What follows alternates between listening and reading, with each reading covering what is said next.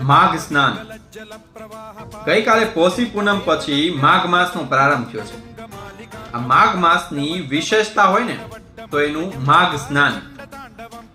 આપણે આ શરીરને બહારથી ચોખ્ખું કરવાનું તો રોજ ચાલુ જ રાખીએ છીએ, પણ મનને ચોખ્ખું કરવાનું જ ભૂલી ગયા. આ માઘ સ્નાન એ આપણને યાદ અપાવે છે કે જેમાં ઠંડુ પાણી આપણને ઝઝુમે ને એમ આપણે આ જીવનમાં મજબૂત રહેવાનું છે.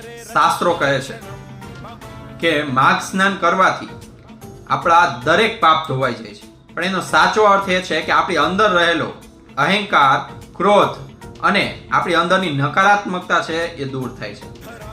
સૂર્યોદય પહેલા સ્નાન કરવાથી આપણા મનને શાંતિ મળે છે, આપણા વિચારો શુદ્ધ થાય છે, આપણને ભગવાનની ભક્તિ કરવી સરળ બને છે.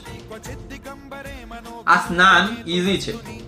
સવારે તમે ધાબા પર કે ફળિયામાં કોઈ ગોળો હોય અથવા તો પાણીની બાલટીમાં પાણી ભરી લો. ત્યારબાદ એમાં થોડા કાળા તલ ઉમેરી શકો અથવા સફેદ તલ પણ ચાલે.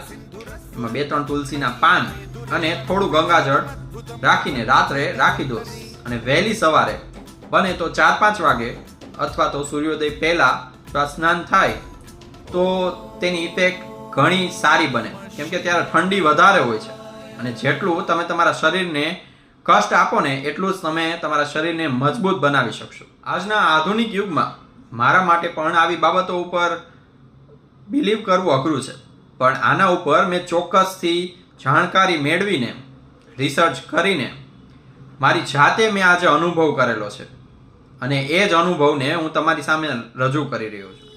આજની આ દુનિયામાં થોડા આધ્યાત્મિક બનો. જે વ્યક્તિ પોતાના માટે થોડીક ક્ષણો આપે છે ને એ વ્યક્તિ આ ભીડભાડવાળી દુનિયામાં ક્યાંય ખોવાતી નથી.